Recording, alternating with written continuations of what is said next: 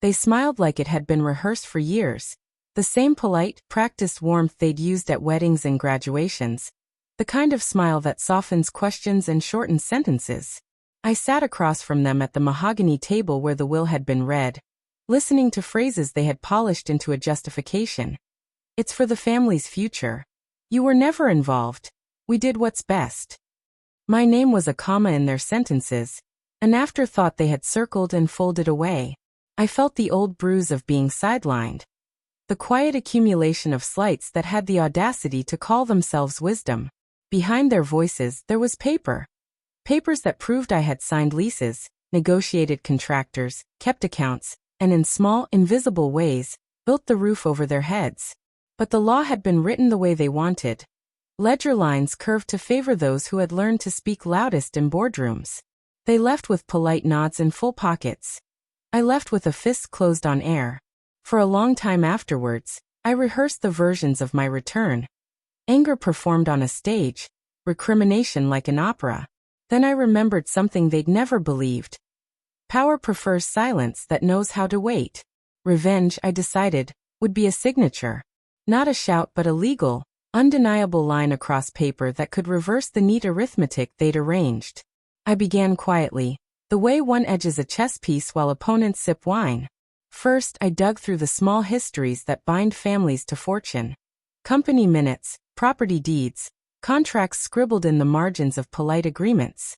I learned the language the lawyers used. It was only technical until you saw where the commas had been placed to benefit one branch of the tree. I met with accountants who loved precision, and with a solicitor who did not blink at the smell of old money. I found errors where they had said there were none. An unsigned endorsement, a trustee who had signed off without authority, an outdated clause that made the estate vulnerable to a claimed creditor. Most importantly, I found my own name in places they had assumed they'd happily excised, a contractual hinge, a clause tucked under contingent that, in the right hands, could be levered like a fulcrum. While they celebrated their newly smoothed inheritance with wine and loud toasts, I placed myself quietly in rooms they had not thought to watch. I volunteered for committees they said I wasn't suited for. I sat through meetings about the estate's holdings, nodded when they expected me to be polite, and took notes when they thought I wouldn't notice. People underestimate what a person can collect when no one looks. A signature left unsigned on an old promissory note, a stamp whose ink matched the header of an account, the memory of a clerk who had accidentally filed in the wrong folder. I cultivated small friendships with the gatekeepers, the bank managers who liked straight talk, the notary with a soft spot for thoroughness, the junior partner at the firm who held access to copies nobody else thought to safeguard. I was not dramatic. I was methodical. Then came the day the opportunity presented itself. It was ordinary, almost laughable, the kind of opening you don't notice until you have already walked through it. The patriarch, who had been the loudest when they decided to rewrite the will, signed a power of attorney for a short trip abroad.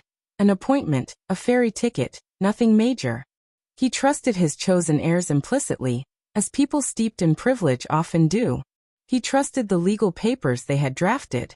He did not trust me. That was by design. What he didn't know was that his trust had created a procedural window. The power of attorney needed a countersignature for a small administrative amendment.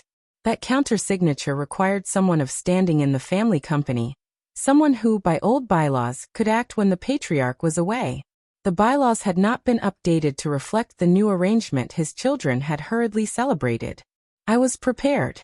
I had the documents, the solicitor's careful notes, the bank's internal memos attesting to the oversight. I presented myself to the notary with the quiet confidence of a person who has rehearsed the truth until it sounds like common sense. The countersignature was given not with drama but with formality. Signatures stamped in the right order, a small clause inserted that shifted a contingent loan from the estate's general account into a trust I'd quietly established years ago. One that, legally and immutably, required my approval to be released. It was a single, precise signature that carried with it the weight of all the work I'd done to put that signature where it mattered most.